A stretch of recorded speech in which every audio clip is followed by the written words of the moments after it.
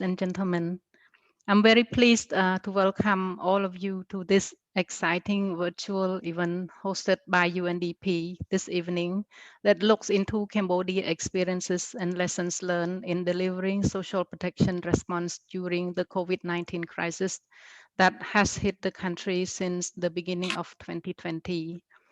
Today, we have a very diverse audience from government ministries, diplomatic missions, development partners, UN agencies partners, NGOs, universities in Cambodia, UNDP colleagues in Cambodia as well as in the Asia and Pacific region, and the general public.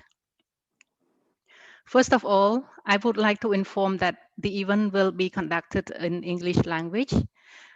We have also prepared interpreter function that is available for this event this evening.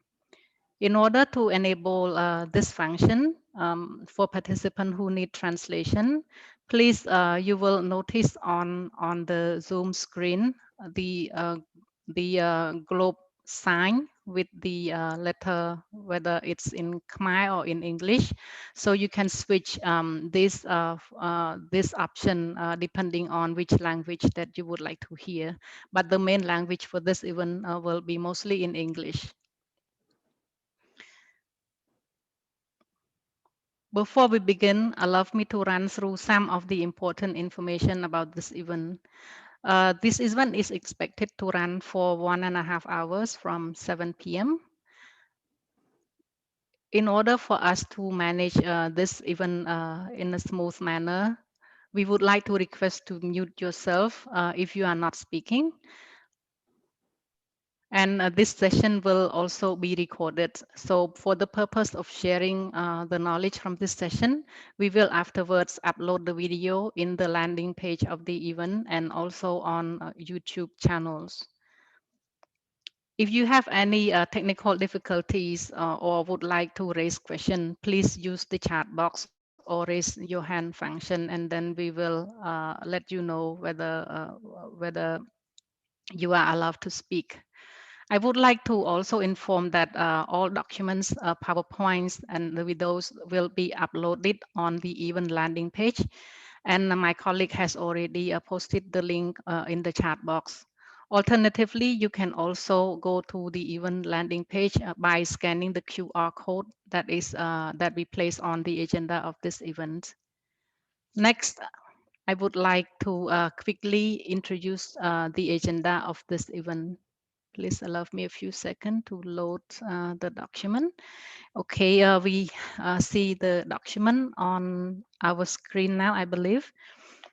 So we will begin the official event with an opening remark from Ms. Pauline Tamesis, the resident coordinator of the United Nations in Cambodia. Following which, we will be delighted to show a video documentary that highlights social protection efforts in Cambodia during the COVID crisis. And then before we go into the panel discussion section, Dr. Ivan Gonzalez de Alba, country economist at UNDP Cambodia, will take us through a presentation about UN perspective on social protection and poverty alleviation in Cambodia. This will then connect us to the exciting part of the panel discussion, which draws experiences and perspectives on Cambodia COVID-19 responses, Cambodia COVID-19 social protection responses, the UNDP regional perspective on social protection COVID response, and lessons learned on social protection for COVID-19 responses. We are delighted to have joining us in our panel discussion this evening, His Excellency Samheng Boros, Secretary of State, Ministry of Social Affairs, Veteran and Youth Rehabilitation, Ms. Kanni Wignaraja, UNDP Director of the Regional Bureau for Asia and the Pacific region, Dr. Stephen Kidd, Senior Social Protection Specialist of Development Pathways. The session will be moderated by Mr. Nick Beresford, Resident Representative of UNDP Cambodia. He will also afterwards moderate the Q&A session. And finally, we will be honored to have Mr. Luke Arnold, Deputy Head of Mission of the Australian Embassy in Cambodia. Without further ado, I would like to invite Ms. Pauline Tamesis, the Resident Coordinator of the United Nations, to deliver the opening remark. Pauline, please. Thank you. Thank you, Nuon. His Excellency Samheng, Secretary of State, Ministry of Social Affairs, Veteran and Youth Rehabilitation.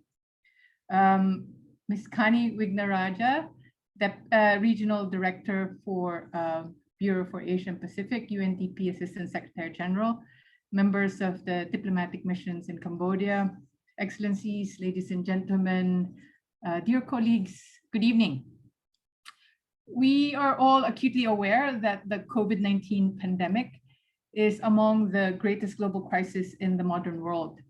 In Cambodia, the shrinking economy, hit hard by the COVID-19 pandemic, has spared no one, but has been felt most disproportionately by the poor and most vulnerable. The United Nations economic modeling led by UNDP and in partnership with the Ministry of Economy and Finance showed how social protection spending reduces poverty by more than 4%, and through a positive shock to demand improves GDP by almost 1%. Despite the challenges, I am encouraged that the Royal Government of Cambodia undertook rapid measures against the COVID crisis. In what would have been unthinkable prior to the pandemic, the Royal Government rapidly rolled out cash transfers at scale, ensuring some 700,000 households, which are about 2.8 million people, were among the poorest, most vulnerable, and those hit hard by the pandemic, to receive a level of social protection. This is an unprecedented achievement, and I am proud to say the United Nations Development System in Cambodia significantly contributed to this effort. As a fundamental human right, social protection is an essential instrument for reducing poverty and promoting inclusion. Our experience in Cambodia has made clear how social protection is not a cost, but an investment in people that not only helps prevent a spiral into deep poverty and deprivation, but also protects the economy from falling into a deeper recession. It also helps set a stronger foundation for a more inclusive, robust, and dynamic recovery. Our objective today is to provide insights and lessons from our experience in the social protection responses in the ongoing COVID-19 pandemic, as well as the contributions of the United Nations in Cambodia. In the beginning of the pandemic, the UN country team designed a framework for response and recovery consisting of 5 pillars, which is common to many of the UN country teams globally.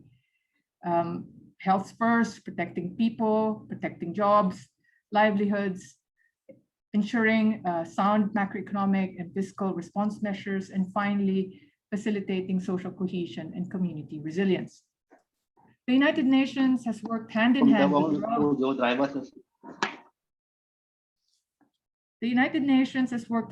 with the Royal Government of Cambodia and development partners to build a social protection system for the country to be more resilient to shocks such as the COVID-19 crisis.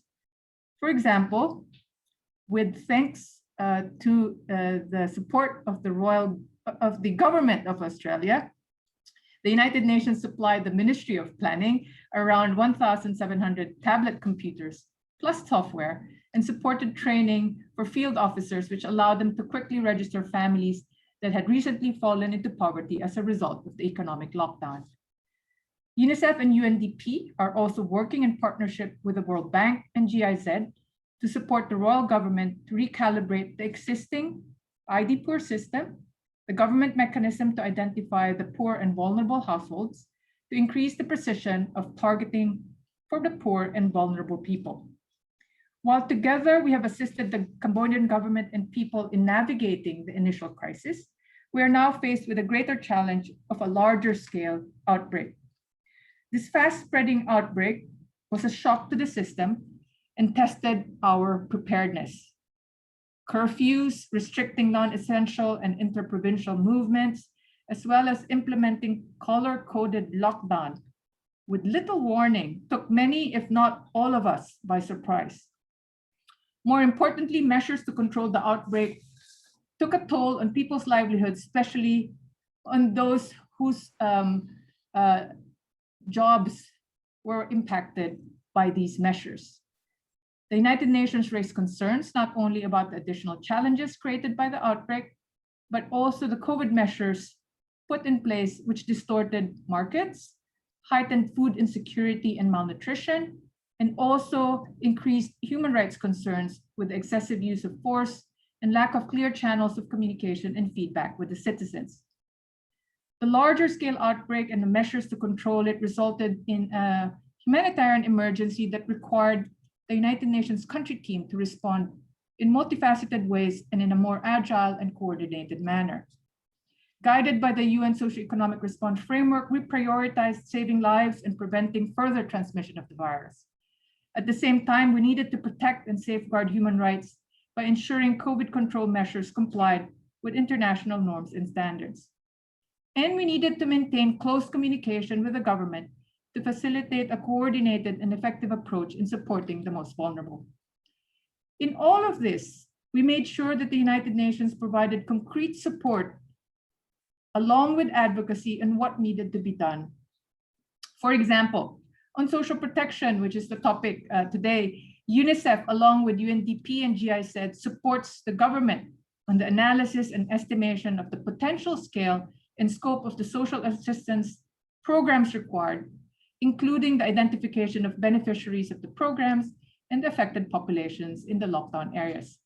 We're also building capacity in the process while adapting the current ID-Port system towards an expanded social registry in the future.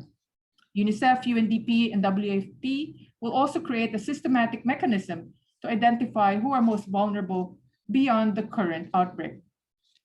On food security, which is very much related, on the food security and nutrition, WFP and UNDP are working on the market and economic analysis on the impact of the lockdown and other COVID-19 measures. Together, WFP is also providing options for when and how to use cash or food packages that are nutritionally adequate for the affected populations. On ensuring jobs and livelihoods for the most affected groups, ILO and WHO are assisting the Ministry of Labor and Vocational Training, the Garment Manufacturers Association of Cambodia, GMAC, employers and garment workers in the safe reopening of factories, which have become hotspots in the current outbreak. On protecting other vulnerable groups, we, the UN Human Rights, UNICEF, UNODC, IOM, and UNDP have also mobilized to provide humanitarian assistance to the Cambodian prisons, now also hotspots in the current outbreak. We're also advocating for alternatives to detention to reduce overcrowding in prisons. There are many more examples and efforts, and all geared for the UN to respond and to help the government and the Cambodian people recover from the shocks by focusing on protecting the most vulnerable Cambodians. I just want to emphasize at this point that the leadership team of the United Nations in Cambodia is committed to collaboration because we know that we can only overcome the crisis by working together. Reflecting on the progress so far, the success of mitigating socioeconomic impact of COVID in Cambodia rests on several important factors: strengthening and institutionalizing existing social protection policies, targeting the vulnerable and those most affected by the pandemic, using technology to improve efficiency in targeting, and enhancing partnerships for sustainability. While significant progress has been made, we recognize the importance of moving toward universal coverage to guarantee income security and health for all. Measures should be put in place to build the capacity of the state and to ensure sustainable resources for progressively increasing coverage. It is important to ensure equality and non-discrimination in social protection to leave no one behind, such as in the selection of beneficiaries and the implementation of the assistance. We are as well taking positive actions to enable access by those most in need, for example, women. Together with the Royal Government of Cambodia, the United Nations is ready and mobilized to support the design and implementation of more integrated and coordinated social protection assistance programs that reduce fragmentation. We will continue to advocate for universal coverage, and we will remain guided by human rights principles to address inequality and eradicate poverty in Cambodia. I look forward to learning from all of you, and thank you for your attention. Thank you, Pauline, for your insightful remark covering the UN support to the government in responding to the COVID crisis in Cambodia. Next, we are pleased to share with you the video documentary that highlights the social protection efforts in Cambodia during the COVID-19 crisis. We would also like to apologize in advance if the quality of the video is not very smooth because we are handling diverse participants, and also it requires broadband to load the video as well. To address this, we will also share the video afterwards on the event landing page and our YouTube channel. The purpose is that we hope the video will give you a bit of general ideas of what is going on and the UN and partner support to COVID response in the crisis. So I would like to now hand over to my colleagues who will play the video.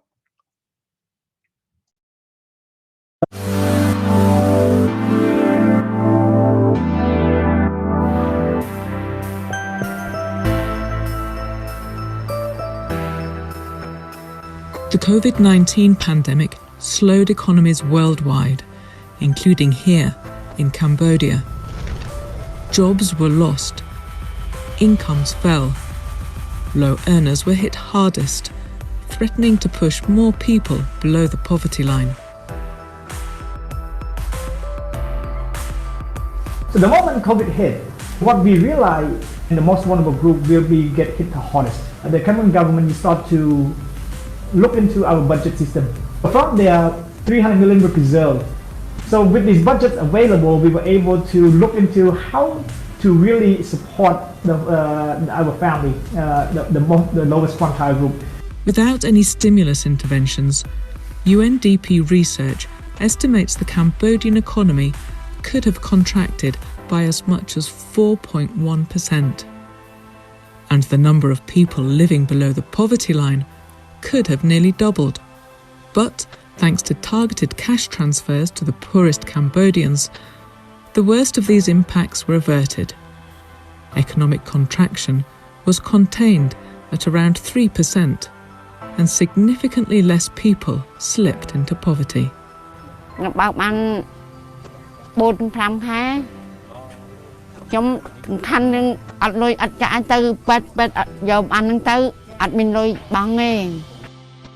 The move was unprecedented in concept and scale.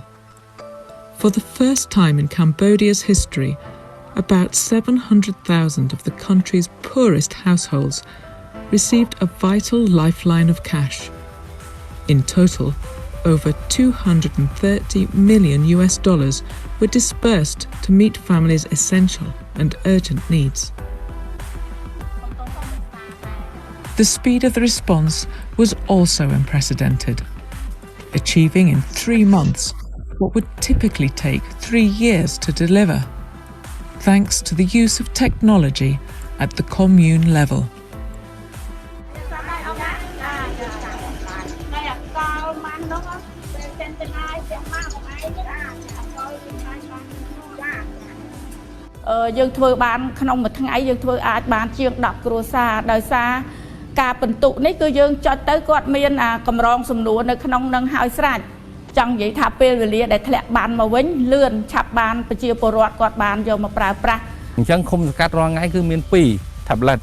Tablet 1សម្រាប់ប្រើប្រាស់ការកំណត់គ្រួសារក្រីក្រនិង tablet 1ទៀតគឺប្រើប្រាស់សម្រាប់កម្មវិធីឧបត្ថម្ភសាច់ប្រាក់ទៅដល់ស្ត្រីមានផ្ទៃពោះនិងកម្មវិធីឧបត្ថម្ភសាច់ប្រាក់ដល់គ្រួសារក្រីក្រដែលរងផលប៉ះពាល់ COVID បាទ Cambodia's social protection system was gradually built over a decade by the Royal Government with support from development partners. GIZ and Australia led the way with facilitating the creation of a digital ID poor registry. UNICEF, WFP and others helped design the first cash transfer programs, covering mothers and infant children. When the COVID pandemic struck, the government of Cambodia decided to extend its small existing cash transfer program to all 2.7 million people in the ID poor system. UNDP and Australia responded by providing the hardware, training and technical assistance to help ensure this could be done in a matter of a couple of months. This has since extended to collaborating with GIZ, World Bank and other UN agencies in strengthening social protection systems in general. During the COVID pandemic, we can see the strong cooperation is come to a real action. Technology drove this swift response. With support from the Government of Australia, UNDP supplied over 1,700 tablets to the Cambodian Ministry of Planning.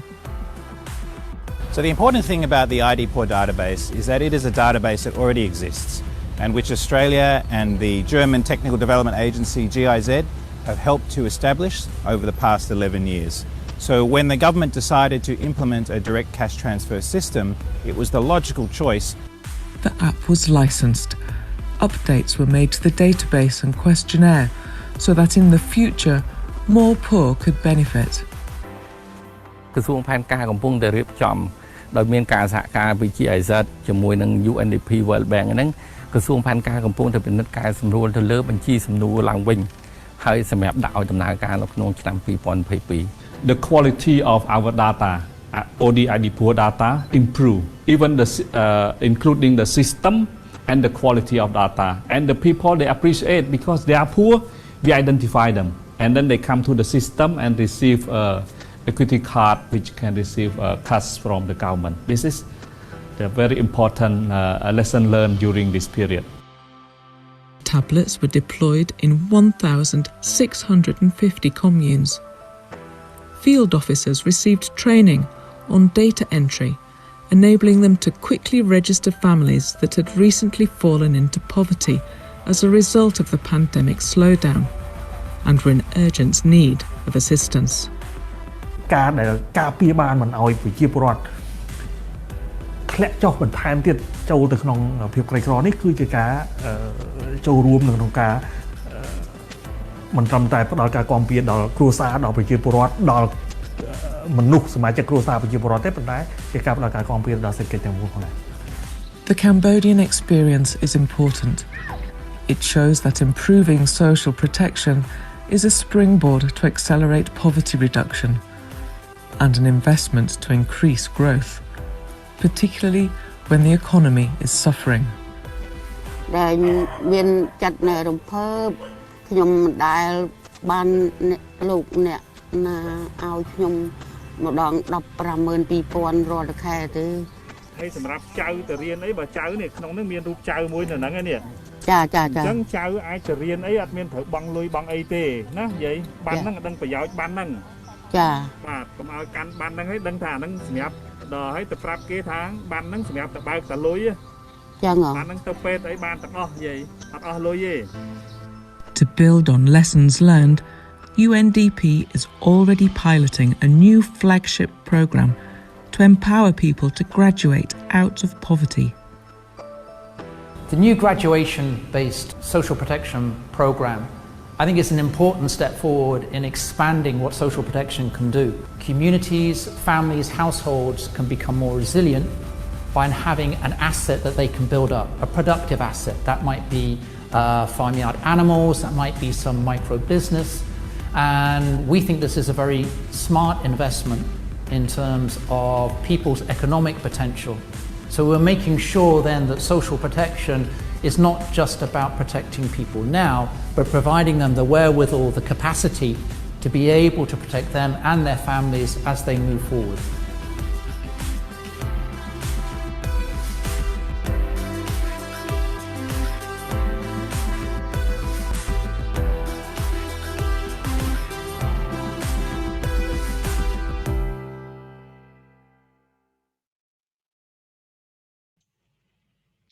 I I hope you enjoyed the video. Next, I'm pleased to invite Dr. Ivan Gonzalez de Alba, UNDP country economist, to present UNDP perspective on social protection and poverty alleviation in Cambodia. Ivan, the floor is yours. Oh, thank you so much, Nuon, and good evening, colleagues. Good morning in New York, and colleagues, excellencies. Let me just very quickly give a presentation. Oh, sorry. Let me just. Oops. Display settings. Let me just go very quickly on summarizing some of the findings, some of the conclusions that we had on lessons learned. Even though the COVID-19 didn't have a strong impact on health last year, it had an important impact on the economy, as the video and as Pauline was mentioning before, especially in the garment, construction, and tourism sectors. As you could see in the video, the study of UNDP with macroeconomic modeling estimated a huge impact in terms of GDP, minus 4.1%, and almost doubling the poverty rate in the absence of a stimulus. Another study from UNDP also estimated that COVID-19 and due to the school closures, we could observe a loss of 4 years in terms of Human Development Index. Another piece of evidence that we have is the informal workers survey and the MSME survey that we started last year in 3 waves, and about to begin the 4th of these waves soon. Some of the findings from these surveys is that even though the income for informal work was starting to recover at the beginning of the year in January, then we had the community outbreak from February 20th, and that may have worsened the effects of informal workers. Something very similar happened to MSMEs in terms of business demand. These are only 2 figures of that you can find in the web link below if you're interested. The government implemented a series of measures, as was mentioned in the video and also in the Pauline's welcoming remarks. Some of them regarding to health, others social interventions, and some others in terms of economic interventions. These economic interventions were either on infrastructure, but also in terms of expanding the financial options for some of the sectors. The topic today, obviously, is cash transfer for the poor families. So this presentation is focusing mostly on this. As was mentioned before in the video and by Pauline as well, this is the first time in history that a cash transfer of this magnitude was rolled out in Cambodia, reaching 700,000 households or 2.7 million people. One of the elements that helped to this rapid rollout was the adoption and implementation of electronic cash transfers. The government spent about 200 millions in 2020 out of the 1 million that 1 billion that added up in all interventions mentioned in the previous slide. So for example, this the picture that you have here on the screen is one of the families recipients of the ID Poor Cash Transfer Program, and we met them last year when we were doing a tour after the floods, and one of the lady is holding some chicken, and this is precisely a bit of the spirit of the graduation-based social protection program in terms of using the cash transfer for productive activities and to be able to escape out of poverty.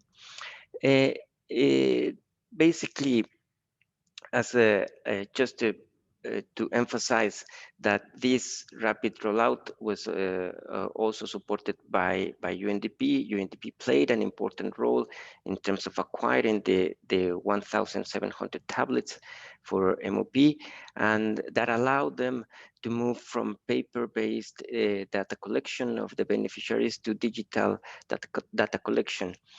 In addition to the training that was conducted last year, UNDP is working at the moment with the GIZ in the implementation of the complaint mechanism, and we are also conducting 3 rounds of COVID-19 cash transfer impact evaluation.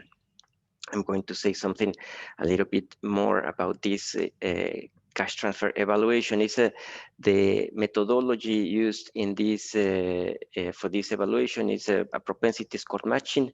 So it's basically a methodology that allows to estimate the impacts of treatment and control or the beneficiaries versus a population that is very similar. In 2021, as Pauline was mentioning in the welcoming remarks, we had the community outbreak that led to 3 weeks of a lockdown and the colored zones. Another study of UNDP estimated that the cost of the lockdown and curfew could reach $106 million per week, or 21.9% of the weekly GDP.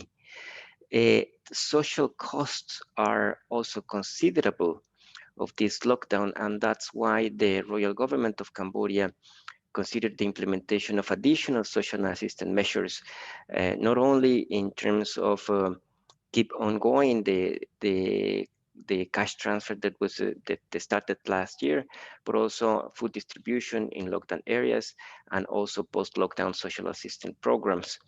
UNDP, UNICEF, GIZ, the World Bank, development partners, we have been providing technical support for the implementation of the targeting mechanism for these additional assistance measures. Just maybe to start closing my presentation, the portfolio of social protection in UNDP has increased recently in the last year, basically, from the graduation-based social protection that Nick mentioned it in the video, but also the ID pool recalibration project that we have with the World Bank and the GIZ to improve the targeting mechanism of ID pool in order to reduce the exclusion and inclusion errors.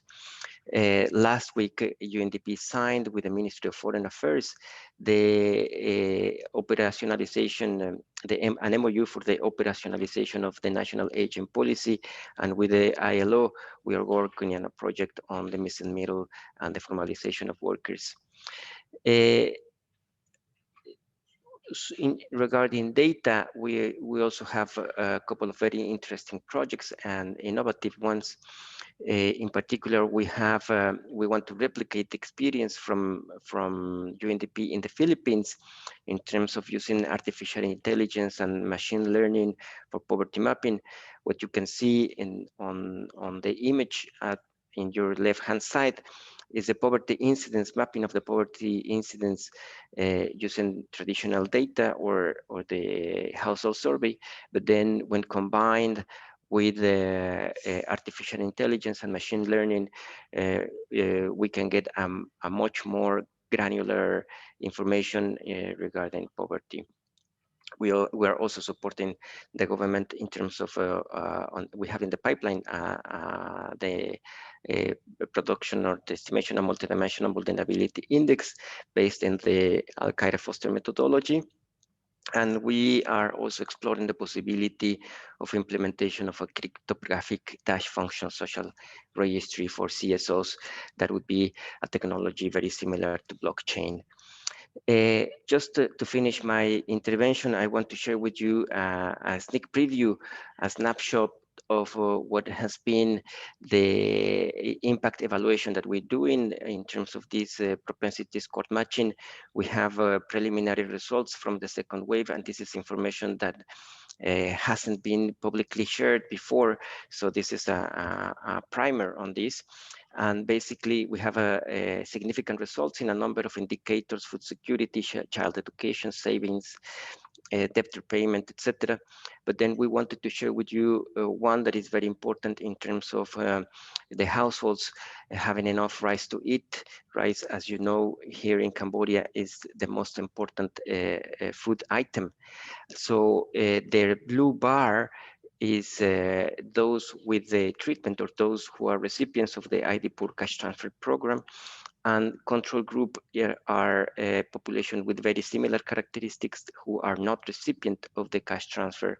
As you can see, in basically the stars, what they mean is that the difference is significant, and in most cases, with except of urban division or disaggregation, in the rest of them, the results are very significant in terms of how the households are being able to have enough rice to eat in a significant way. That would be all for the moment for me. Thank you very much for your time and for your attention. Thank you, Ivan, for the a very interesting presentation about UNDP portfolio on social protection. Now we would like to move to an exciting part, which is the panel discussion. Before we enter the session, we would like to hear your opinion about social protections options in Cambodia. Our colleague will share with you the poll function, in which we would be asking you to fill in 2 very quick survey questions. You have time for the next 30 minutes to fill in the to put in your answer to these poll questions. And then after the panel discussion, we will come back and look at those responses and see how that goes. I will now hand over the floor to Mr. Nick Beresford, UNDP resident representative, to introduce our distinguished panel member and moderate the session. Nick, please, the floor is yours. Thank you, Norn. Very warm welcome to everybody. I just want to acknowledge also that we have UK Ambassador Tina Redshaw, who's joined us. I see we have colleagues from Russian Embassy and others. If I've missed anyone out, I should have mentioned, please forgive me. I'm so pleased to see that we have over 160 people participating in this event. We have a great panel prepared for you, and I will introduce you to them in 1 minute. And then I will turn over to questions for after we've heard from them, from you. If you prefer, please just type questions in the chat box as well.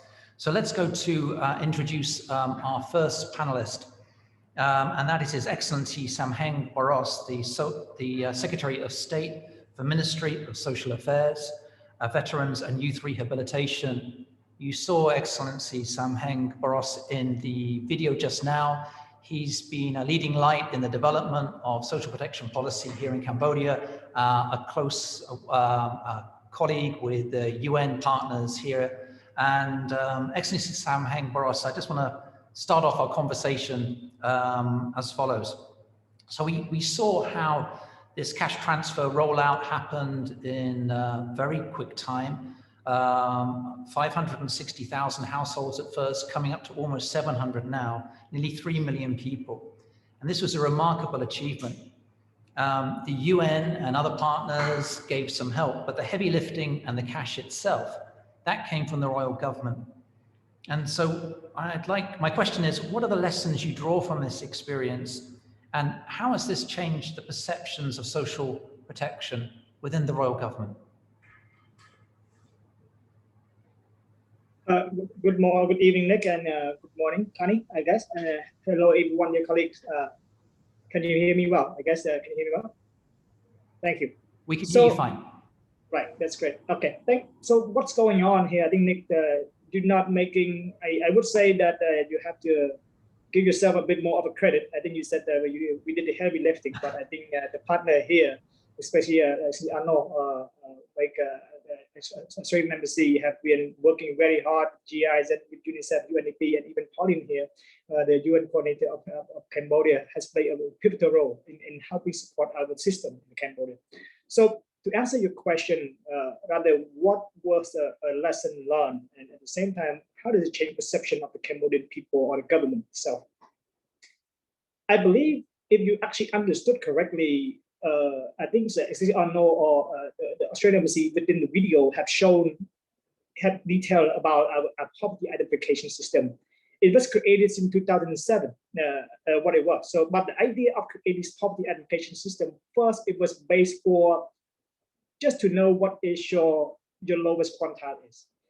And the target-based approach at the early beginning of the program was targeting for health equity fund, where poor family could go to health center and get more of a free healthcare. That was based on the GIZ program, very small, but we constantly developed through time. By the end of 2019, we have 2.2 million registered under this. But the program was still was not with just village chief go into household with pen and paper, and they're not updating the data. But what we're able to come in very quickly with the support of the partner, and I mentioned this, I believe in our collaboration with the UN team and the development partner. What we're able to put in and identify the whole system as a flaw, where we're able to use this as a tool to actually tackling the most vulnerable group right away, and what was needed, and we kind of like, okay, we need to advance the system to be able to allow this registration digitally very fast. We need to train our staff at the local level. At first, there is a perception where local chief or local staff are not able to carry out such an advanced system. This wrong perception, I will believe, I will allow everyone in the room here to understand this will have to change. The more we invest in the system, we invest in the training, they will come along. So we have to trust the local system, advance digitally, and train them rapidly and consistently, right? So when we're able to do this, we start with, I would say, I think at the time, 2.2 million under a system. We work very fast, and we determine like, how can we actually not only target this lowest quintile? So let me throw a number at you first. 1.5 million that actually, based on our CSS data, that would be around 10% of the population. That would say Cambodia at the time was targeting right around 10% population of poverty. What we did not stop there. I think the video reflected that we did not stop there. We tried to prevent a larger group of people. So we did not only target 1.5 million people, we target 2.2 million people that were actually registered under the poverty database. However, we actually enable the system at the same time for family to actually register to be identified as poor family at the same time by tweaking the system and the questionnaire. So within a year, we're able to enroll all the way up to 3 million people. So by mentioning this, what is 3 million people look like now? We are saying 20% of the population of Cambodia. But I think Nick has projected already, while we are giving away 20% of the population, we are projecting to have only, I think the number that Nick just pointed out was right around, I think 16% of the 13.6% of poverty in Cambodia. So we even go further what we are supposed to be targeting the lowest quintile. So this is enable us to actually protect our people not to really deepen spend their income and their livelihood into lowest poverty. Now, so what would be a good perception shift while we are doing this? I believe it at first, it takes us about 10 years. We only invest in social protection. We focus a lot on the supply side. While I was trained under the ILO LTC in Italy. I was trained in many areas. It was hard for me to actually explain to our partner within within the stakeholder within Cambodian government that we need to put further investment. So in 10 years of doing this, we only have health equity fund as a social assistance. I would say a social protection investment. But when we start to push by the 2017, when our government start to, let's say, believe in social protection scheme, we start having a framework, we pushed it. We combine social security and social system. So social assistance itself, we started with just investment in terms of cash transfer for pregnant women and children, and be able to enroll very fast. This, I think what Ivan just said in the presentation about $200 million investment last year, totally now is about $360 million, 3 million people, more than 20% of the population. This is almost equal to 10% of our budget, while we are saving, cutting costs from all the spending to channeling this budget into social assistance program. So the perception now has shifted. I think with the data number that have shown that we able to protect almost 1.1% of GDP fall of GDP, while we actually able to protect, I think the number that Yvonne was doing is about 2.2% of people into poverty. So this number is start to ball rolling now into more of the discussion. While we are protecting this, the economic spending is also how the money, all these money are going back into the into spending. And I hear say that when you give, there another perception that actually wrong, that I would not say wrong, I would say that a perception that actually still miscalculated in Cambodia, that poor families do not know how to spend their money. They would spend wrongly and not protect their livelihood. This also start to change this perception also, that these money actually allow them the power of spending, where it become the main source of their needs. And especially while in this pandemic, while most of the income start to cut off, start to slow down and start to limited. Yeah. So the lesson learned now, social protection investment, not only that it can allow family to be resilient, at the same time, it's also a main investment into economic also. But still, be able to change a lot of perception within the leadership, within the country, within all the stakeholders. But we still have to face rather, how do we balance in terms of budgeting or the investment, infrastructure, school, hospital, and in terms of how do we actually invest in pocket money for the people like this. So this is where I believe this is where we need to actually focus on, like, in terms of rather to channel our perception in terms of how do we shift social protection in the future in Cambodia. So this is how I would respond next. Thank you. Excellency, thanks very much. And I'm really pleased and not a little excited to hear about how these perceptions are changing. This idea that if we empower people, they do know how to invest money properly for themselves and for their families. Social protection also as an investment, not as a drain on the public purse. It's an investment in people. And this is, I think, a really big piece of progress that has been made in such a short period of time.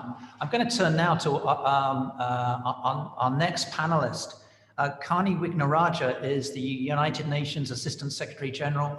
She is the UNDP Assistant Administrator and Regional Director for Asia Pacific. And Kanni, I want to pick up a little bit on the points that Excellency Boros has been making about the shift in perceptions that really, I think that the leadership from his colleagues, as they make the case to the senior leadership within his government, how that perception is changing. I mean, how are we seeing this across the region?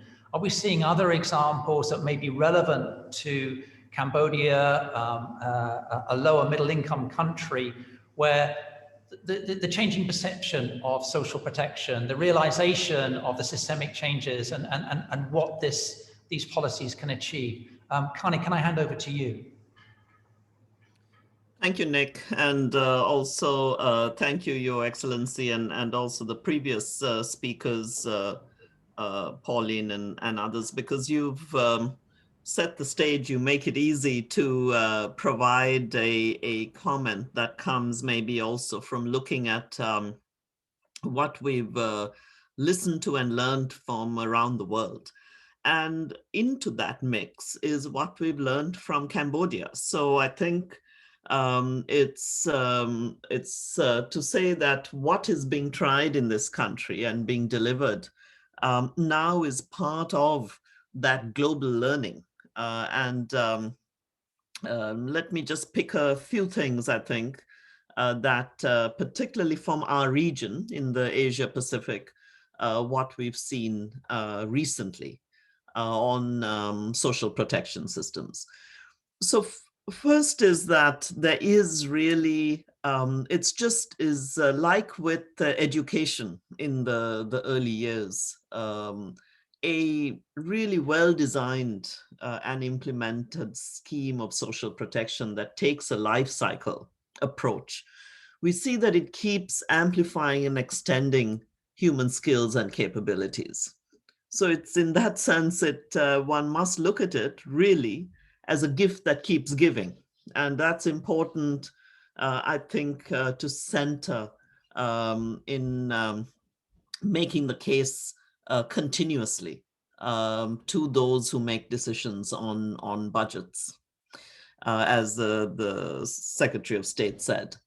Second, I think we've learned from many of the countries, and now we're seeing this gradually also in Cambodia, that you can spend a lot of time and a lot of effort and possibly a lot of leakage if you get hung up on trying to go for perfect targeting.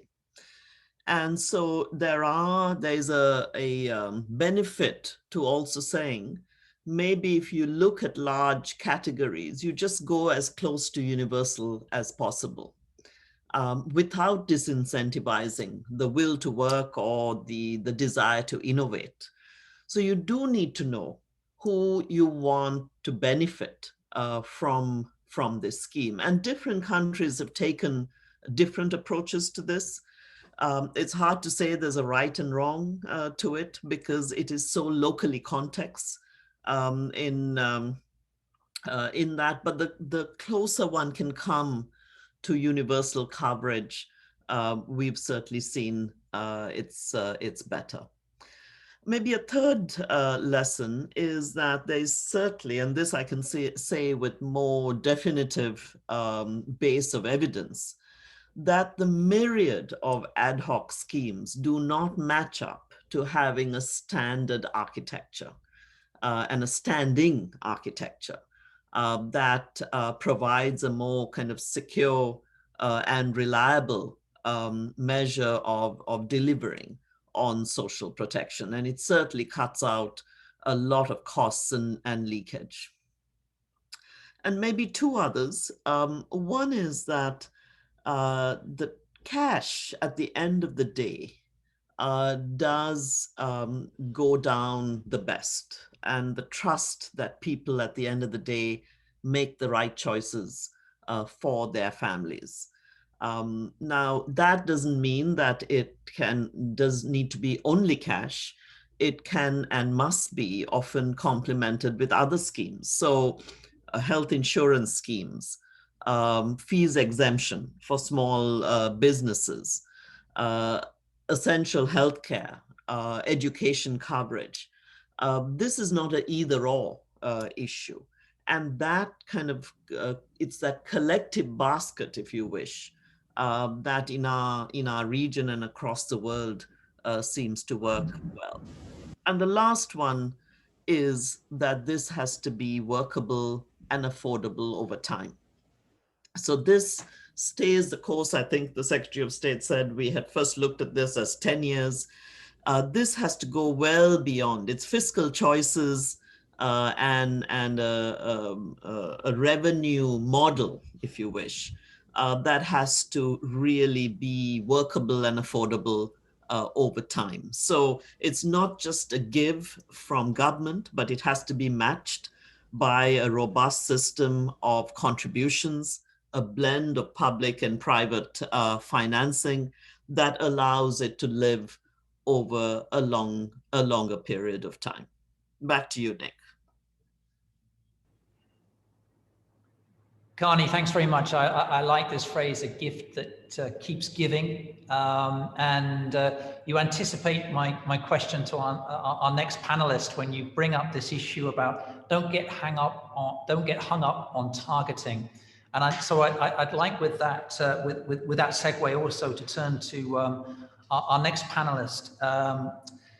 Stephen Kidd is the Senior Social Policy Specialist with Development Pathways. If you work anywhere on planet Earth on social protection, you probably know Stephen. And Stephen, very warm welcome. And let me bring up then this classic question on targeting versus universal systems. I mean, for a budget-constrained lower middle income country, maybe one could justify why targeting is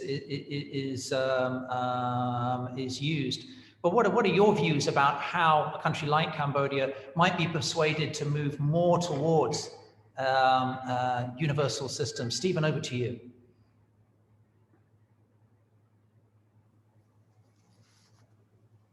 Thanks, Nick. Yeah, it's a great opportunity to come and speak here. I'm reminded from what Kanni said. I think Martin Ravalian, there's a great quote from him about how poverty targeting has become fetishized now, with this sort of obsession with it. In a paper, he wrote it after he left the World Bank. He didn't write it when he was in the World Bank. It would have been interesting if he'd done it when he was in the World Bank. But I think there's lots of reasons, I think, about why countries need to think about universal provision. I mean, one, I think in a country like Cambodia, while we have a very low poverty rate, in reality, virtually everybody's living on low incomes in Cambodia. Virtually everybody would benefit from access to social protection. I mean, if we were to compare standards of living, for example, of Cambodia with the United States, and people say we shouldn't make these comparisons, virtually everybody in Cambodia, if we do an equitable comparison, would be in the bottom 5% of the population in the United States,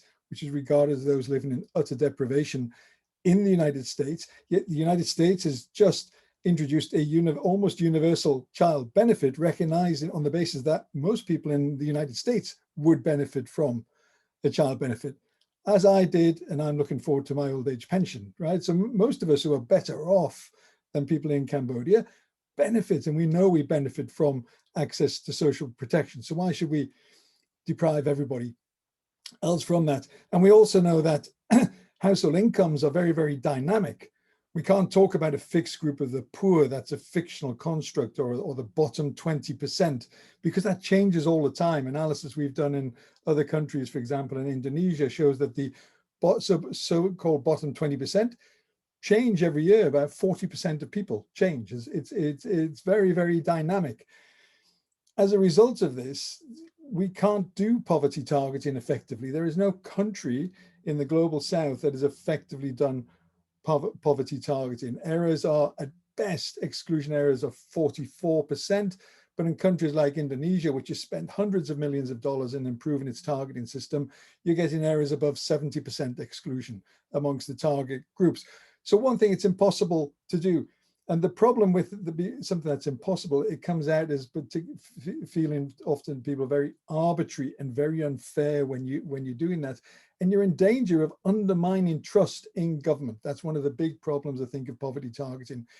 This arbitrariness undermines trust, particularly amongst those who feel unfairly excluded from programs. Whereas universal provision, we've seen historically, is critical to building trust in government, building social contracts, building a real sense of the state, and ultimately you'll encourage people to pay more taxes around that. And I think the problem around many countries, I think in the global south, which are still using poverty targeting, they're kind of still following a model that we used in the 19th century in Europe, and haven't moved to this kind of modern systems that we've been putting in place in the 20th century and 21st century, which are the kind of, I think it was Connie mentioned, or somebody mentioned the life cycle systems, where we protect people across the life cycle, children, people who are unemployed, people with disabilities, old age, we all get protected across the life cycle. And that's critically important that we need to do. And just a couple of things, I know I'm going on a bit long. I think we have to really also look at some of the evidence around some of the harm that can be caused by poverty targeting. There's a really interesting paper from the World Bank from a couple of years ago in the Philippines, which has a poverty targeted conditional cash transfer program, where it shows that stunting amongst non-recipient children went up by 11 percentage points in the Philippines as a result of a poverty targeted program. It went down amongst recipients, but went up amongst non-recipients. Why? Because there was inflation on high protein foods, which meant that non-recipients who were just as poor as the recipients had to then move to rice, and stunting rates went up. So there was significant harm. Never mind, I think as somebody's already mentioned, the disincentives to work, etc., that you get from poverty targeting. Finally, universal programs, yes, they cost more, but the benefits are much more. The benefits for economic growth, particularly, are much more. You're going to get a lot more. We know social protection is a critical part of a sustainable economic growth strategy. And the more you invest, the more you're going to get. That's why high income countries spend on average 12% of GDP on this. Most countries of the global south have got a long way to go, but that's because it's part of the economic growth strategies. It's part of the success of high income countries. That's how they've delivered the success. And finally, it's a human right. Everybody has the right to social security or social protection. It's a basic human right. It's an individual human right. And ultimately, all Cambodians deserve access to social protection. So I'll just finish there. Sorry for the length of the answer, but it's a big topic and lots of arguments. Maybe you think before Stephen, we go to Q&A, you think they could have a respond a bit? If you have a few minutes to respond to Kanni and Stephen? Excellency, the floor is yours. Go ahead. Thank you. I think I want, because they have many UNDP from around the world here. So I believe I want to give a good perception on a good mindset. How does the government side see this? Why do we not go in universal? I have been looking into answering this question for quite some time, and I believe your argument is perfectly correct. And I have been looking into detail of I think the UNSCAP has done a research earlier, how to bring everyone in Asia Pacific out of poverty. And I believe that the number was supposed to be, if every country spent 11% of their GDP, that would be everyone would be have and spend on social protection. Everyone should be out of poverty by 2030. I think that was the solution. So I believe for us, if we have a constrained budget, it's really hard for us. Let's say if we have $100 million, and we would say we want to target our whole population, for us it's really hard to see that give that same base benefit to the rich and the same to the poor. So what we do, we need to target this group as much as the highest benefit, that maybe the highest risk people first. So for me, I would suggest if we need to carry this forward, and I believe the target we want to go together is a universal coverage. But however, if you want to argue this, you have to start pushing social protection spending higher percentage. So even in my country now, within our council, social protection council, we start to allocate social protection spending in every ministry. What program that put them as a social protection program? How we look to expand this program? And at the moment, again, it's really hard for me to just say, okay, everyone get cash. We have 100 million in our pocket. When we say this, again, rich people will get it, while poor people are getting it too. But the budget is the same, where we actually distribute it to the low and high. If we're able to actually increase our social protection spending in terms of GDP, to the total amount, I think that would allow me to argue even further within my stakeholder to actually commit in a bigger investment. So even right now, we are focusing on doing this as we are moving forward at the same time. So that would just a quick response to this. Thank you, Nick. Excellency, thank you very much. I am pleased also that we're having these discussions and that, so much has changed in the last year and a half. And one of the opportunities has been, and I think also to be able to look at new policies with a fresh light. And I think that gives us exciting opportunities going ahead. I'm going to ask people from the audience if they'd also like to ask questions to our panel. And before I do, I'm going to have a quick look at the poll that we gave. We asked a couple of questions. We asked if social protection is a good way to prevent people sliding back into poverty, or to stimulate the economy, or both, or not a good option. I'm very pleased that nobody went for the not a good option. So I guess it's not a representative sample, that tonight's audience, but 85% went for both. It helps the poverty numbers and it stimulates the economy. And the second question, what's the best way to deliver social protection programs, targeting or universal? And I see that we do have a preference for universal systems, 55% versus 45%. I don't know if those numbers started to shift, Stephen, after you started speaking. So maybe you helped answer B. But okay, so I mean, what I would suggest now is if anybody'd like to put a question for our panel, please, you can raise your hand and then we can invite you to put a question. Alternatively, I can take some ones from the chat box. I'm asking my colleague Nuon if we've got some questions there that we could pick up from the chat box whilst we wait to see if anyone puts up a hand.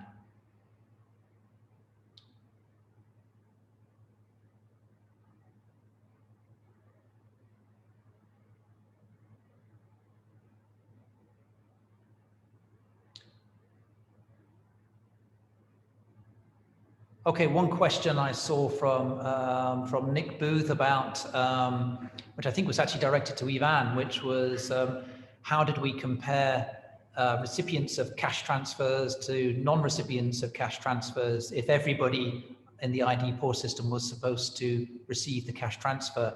How did we have a control? Ivan, maybe you could answer that question whilst we see if we have some others in the other questions coming up.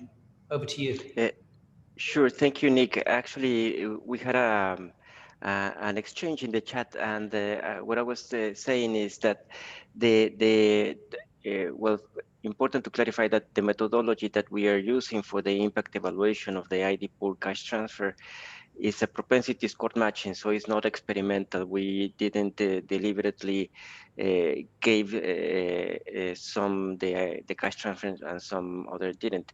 The methodology just takes the advantage of the overlap that is in terms of some recipients with very similar characteristics to non-recipients of the cash transfer.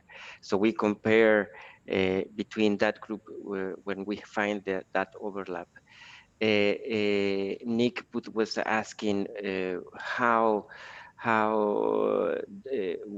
I mean, one of the questions is on the difference between those who didn't receive the cash transfer and those who didn't. And one element that is important to take into account in the case of the ID pool cash transfer program is the element of on demand.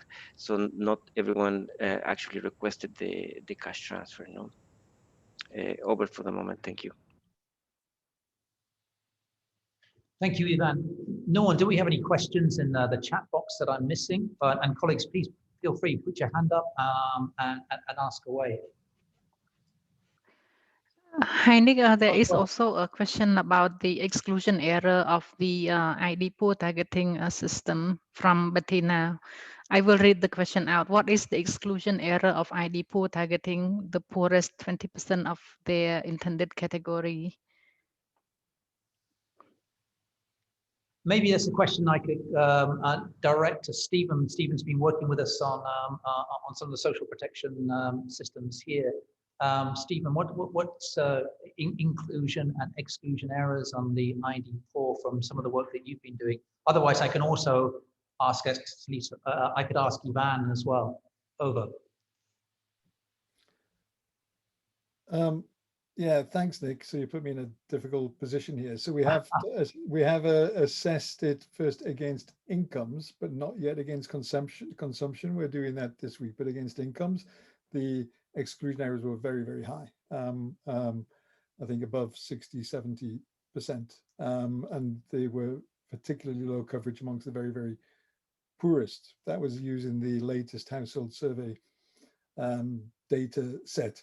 When we assess it against consumption, we might get a slightly different result, but really we're using the kind of methodology, the sort of proxy means tests in Cambodia. Nowhere in the world does it really do any better than 50% errors. But we'll give you the diagrams next week so you can see that exactly the result. But it's not surprising. It's in line with what we would see elsewhere in the world, which is pretty high targeting errors. Stephen, thank you. Sorry for putting you on the spot there, but yeah, I mean, typically we see inclusion errors of over 50-70%. And I'm now going to turn to Pauline. Pauline, the floor is yours. Thanks, Nick. This is a question directed to Excellency Samheng Boros and also to Kanni. I think to Boros, I think it would be really interesting to know how the government is considering the issues of sustaining the financing for the increasing needs for social protection in the context of a protracted COVID pandemic crisis. Please share a little bit of what the government is thinking in terms of financing, what needs it has identified, and how we can mobilize support. Because I'm coming to Kanni to maybe put her a little bit on the spot to check if UNDP has a package of support available to help our country offices, UNDP country offices, in scaling up the support on social protection, not only on the technical assistance side, but also on the financing side and how to design those sustainable financing packages. So that's what I have for you, Nick. Thanks.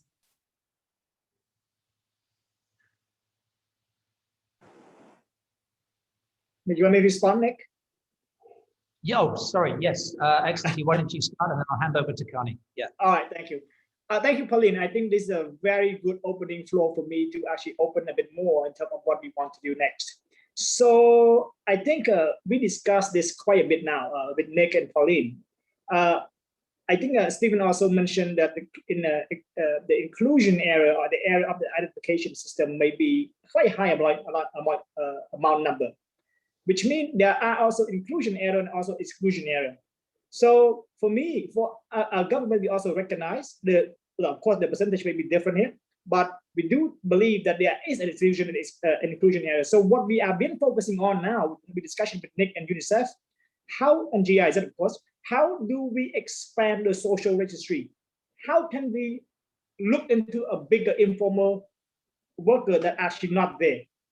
The social security system now is a goal, but it's only 0.5 billion, about 10% of the whole population. And we have about 5 million of the population are under 18. So the rest are still there. About a very high number of people are still not yet in the system. So by looking at this, and this is coming to the question where Pauline mentioned about how do we look into sustaining this? Where can the support coming from? And can we do this on our own now? Now looking at this, how we allocate this $300 million into dealing with these 2 million people. At first, social protection spending was only right around, I think we projected right around 5 to 10 million for the cash transfer for pregnant women and children only. And the rest of the other social assistance package are not available. It was not. But when COVID-19 happened in April, I think the video mentioned about 2 months was ready because the data system are available.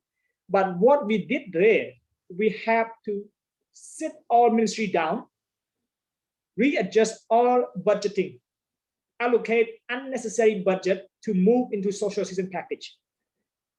One thing that we're able to end up with, protect our reserve and make sure also our budget are resilient to face the real concrete problem, disaster first.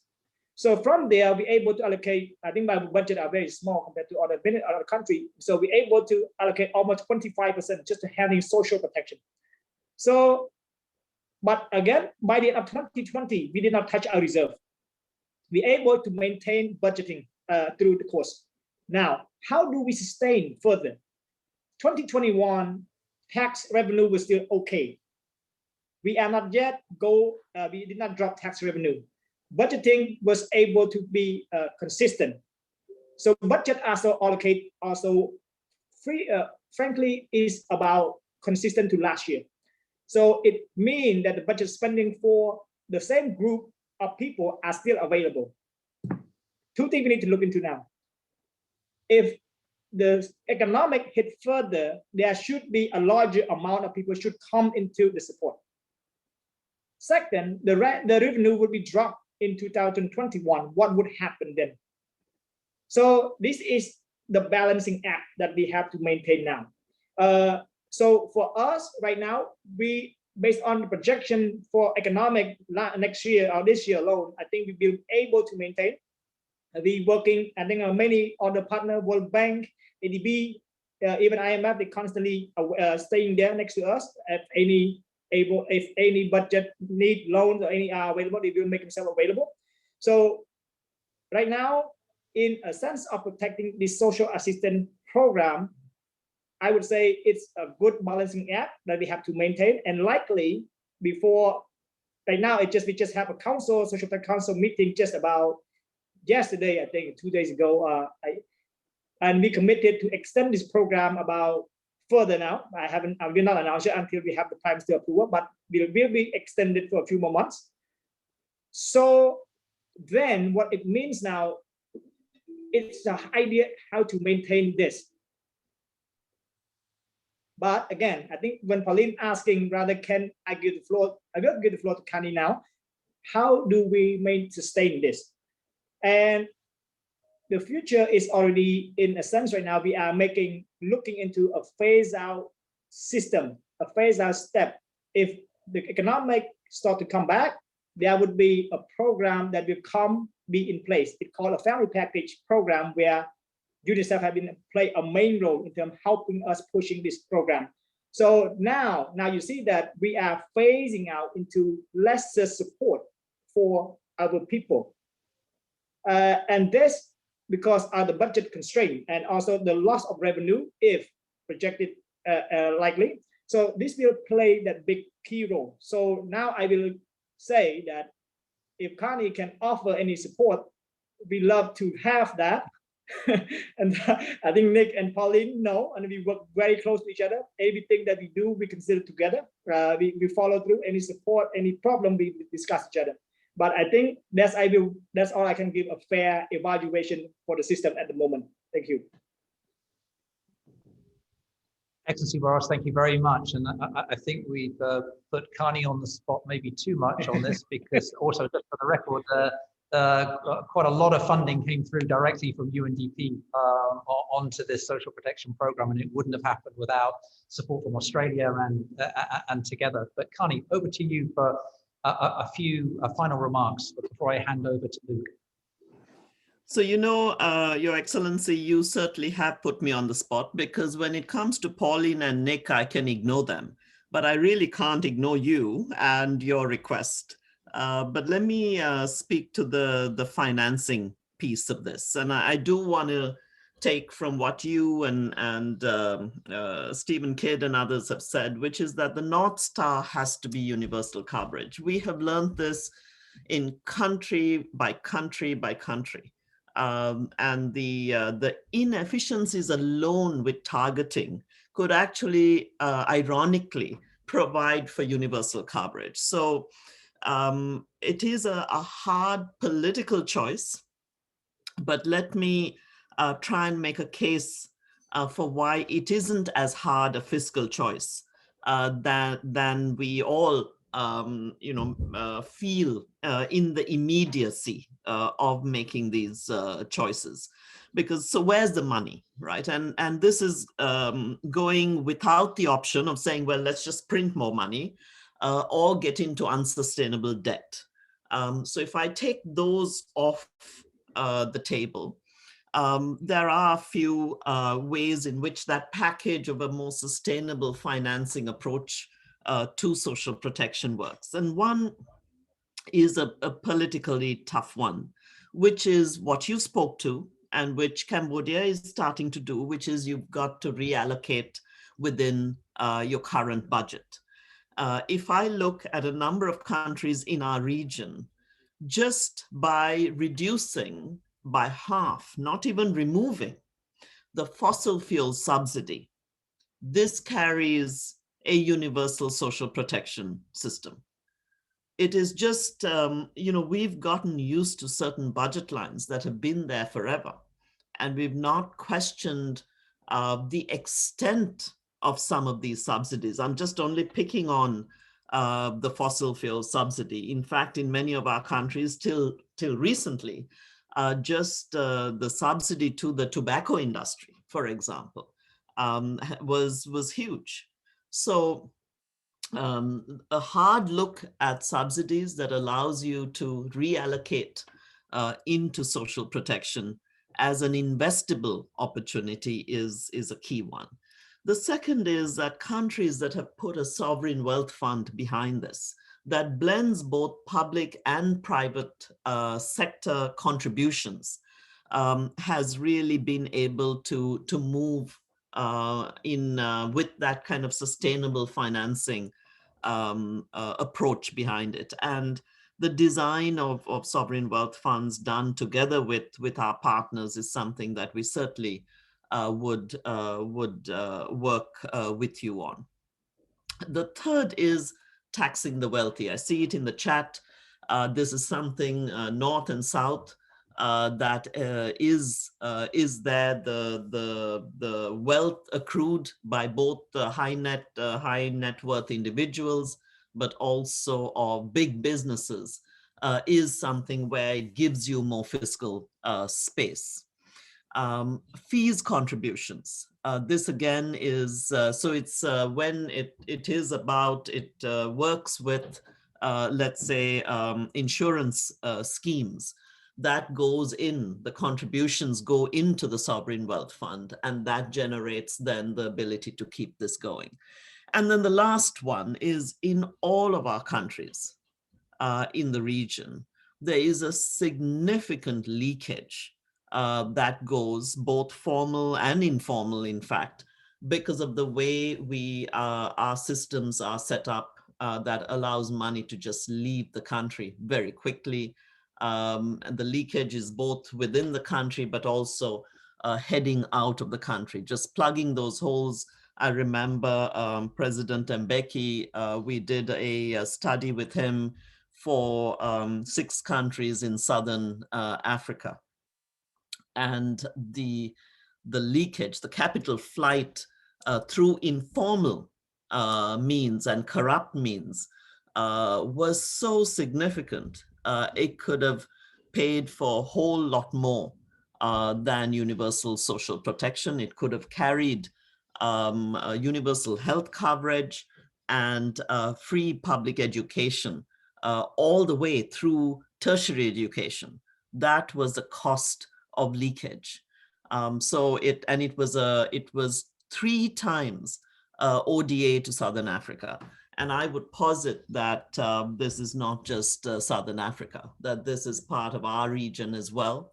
And so that is another, just tightening those systems and redirecting those flows also back into, and the punishment, if you wish, of moving that money and putting it into the sovereign wealth fund, again, is another approach. So Pauline's right, it's a package of things, and certainly something we would look forward together with our partners who are part of this event and others to work with you on. Back to you, Nick. Kanni, thank you very much. And when you look into all of these various aspects of how money is either wasted or leaked or poorly invested, then it really blows away this fiscal space argument. It shows it really for the sort of myth that it is. I'm going to have to wrap up, and before I hand over to Luke for final remarks, thank you very much, Kanni, to Stephen, and to Excellency Boros. and to Pauline, and to everybody for joining and participating in a really rich discussion. I've really enjoyed it. I'm handing over now to Luke Arnold from the Australian Embassy for our final remarks. Luke, over to you. Okay, thank you, Nick. Excellency Boros, Assistant Secretary General Wignaraja, ladies and gentlemen, Jumrep Sur. Good evening to those in the Eastern Hemisphere and morning to those in the West. So firstly, on behalf of the Australian government, I'd just like to congratulate UNDP for taking social protection seriously and for events like this, which demonstrate your commitment to continuously improving your value add in this space. I think we've had an excellent discussion tonight or this morning, and you've, I think, together we've articulated a vision forward, and it's covered a lot of the points I was going to make. I'll make 5 very brief points in response to what's been said. I think everyone agrees on the importance of social protection and in some way and somehow moving towards universal social protection. So I'll focus not on why it's important, but on how we should get there. So bear with me while I go through 5 brief points on how we might do that here in Cambodia. Point 1, seize opportunities that are presented by the changing political economy. So I've been here for 3 years, and I was quite interested in social protection when I first arrived, but no one else really was. I spoke to a whole range of different people and about a wide spread, large-scale social protection. There wasn't much interest.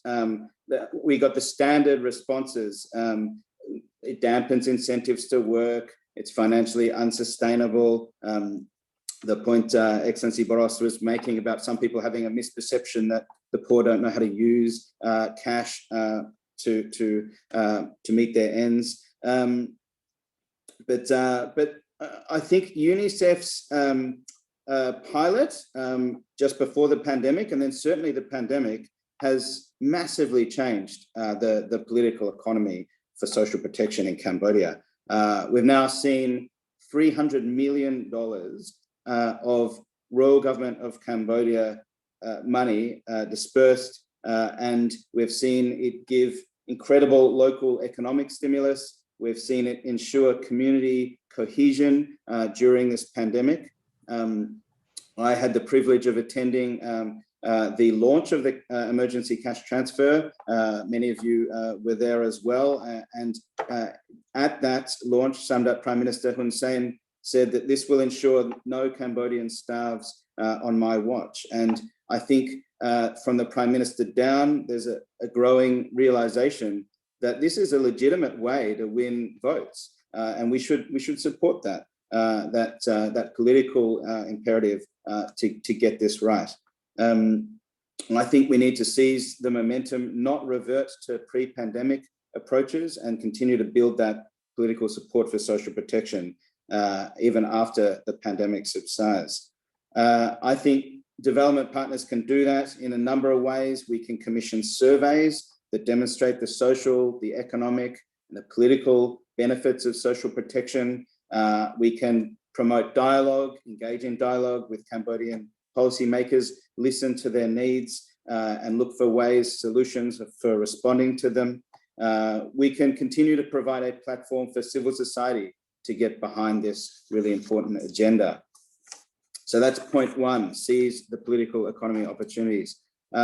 Point 2, focus on coherence. So until recently, I think 2016, Cambodia was a low-income country. And in that context, I think the approach was let 1,000 flowers bloom as far as social protection goes. It's now a lower middle income country. It's now time for a more coherent approach to social protection.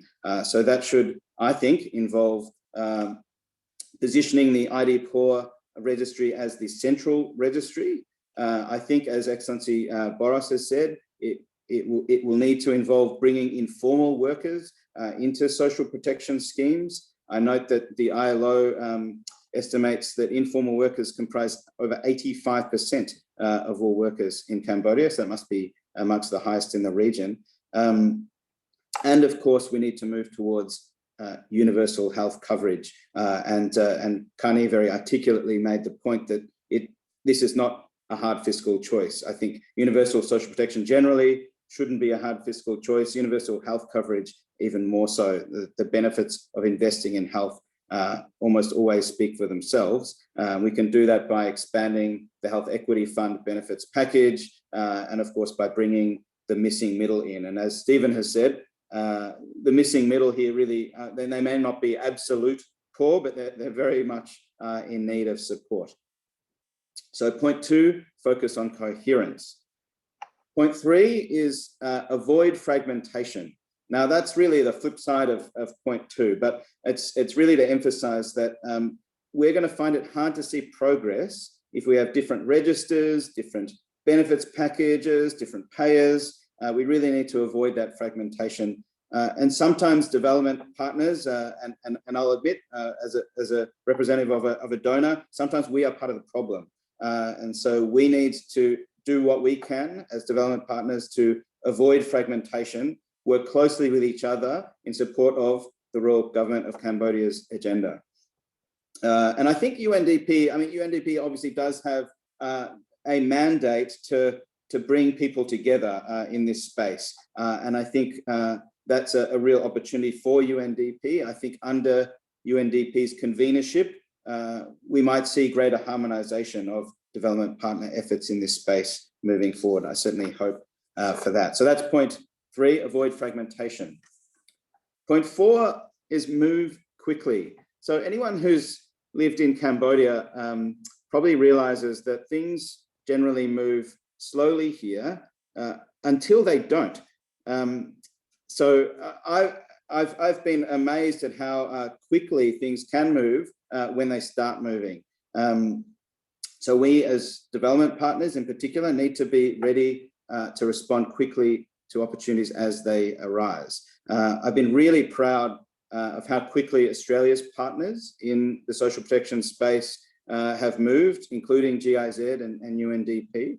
One of the ways that UNDP moved so quickly in this space here in Cambodia was through the UNDP Australia Resilience Fund, which has, I think, really been a model of adaptive programming in this regard. So stay tuned for an upcoming blog that Nick and I have authored on this. I think it's going to be uploaded to one of the UNDP blog sites soon. But that program, for those of you interested in adaptive programming, we set that up in December 2019 to support Cambodia's demining agenda, but also to respond to unforeseeable opportunities to build resilience in Cambodia. That was December 2019. Well, it didn't take long for an unforeseeable opportunity to build resilience to emerge in the form of the pandemic just a few months later. And that program was set up to respond very quickly to that unforeseeable opportunity. And it did that by supporting that technical advice that Nick mentioned to the Ministry of Economy and Finance on inclusive stimulus packages. And as Pauline and others mentioned, it also involved the procurement of 1,700 tablet computers, which, along with support from GIZ and others, enabled Excellency Boros and his colleagues in the Royal Government of Cambodia to rapidly update that ID Poor database and facilitate the inclusion of around 200,000 additional households, many of which had fallen into poverty as a result of the pandemic. So the point 4 then is move quickly. Point 5 is play the long game and invest in locally owned solutions. So Australia, we realize that we're going to be neighbours with Cambodia for a really long time, until tectonic plates move, so millions of years. That means that we have the license to play a long game here, to build up relationships and invest in long-term and locally owned initiatives. And we obviously have a shared interest with Cambodia in building stability, prosperity and inclusion here in our neighborhood. So that's why we've been investing in this space for a very long time, and why we realize that it can take sometimes a decade or more for dividends to be paid from those investments. So for example, in this space, we've been working on ID Poor with the Ministry of Planning and others through GIZ since 2010, and we've invested 14 million Australian dollars in that program, and the cash transfers didn't happen until 2020. So play a long game, and eventually, if you do it right, it'll pay dividends. We're looking forward to continuing to work with partners, including GIZ and of course UNDP in this space. We're really looking forward to forging new partnerships with UNDP through the Resilience Fund, and we also are working very well with UNDP through our Access Disability Inclusion Program, which of course touches on a lot of this work as well. And we hope that we can look back in 10 years and see that our effort has complemented the effort of others and supported the Royal Government of Cambodia's agenda, and that has ultimately led to the most noble of pursuits, and that is a state which provides for its citizens in times of need. That's our vision for the future in this space for Cambodia. And on that note, thank you very much. Okun Charan. Luke, thank you very much. And indeed, prescience about setting up this resilient fund in December 2019 was indeed uncanny. That wasn't so much a long game, quite a short game, much shorter than we expected, but it was extremely effective. With that, that's the end of our program. We're a little bit over time. Thank you very much for everybody who stayed with us. Good morning to people in this time zone, and good evening to people in this time zone, and good morning to people in New York. Thank you to Pauline and to Kanni, to Excellency Boros, to Stephen. Thank you to Luke and to all our participants. And that's the end of our program. Thank you. Thank you.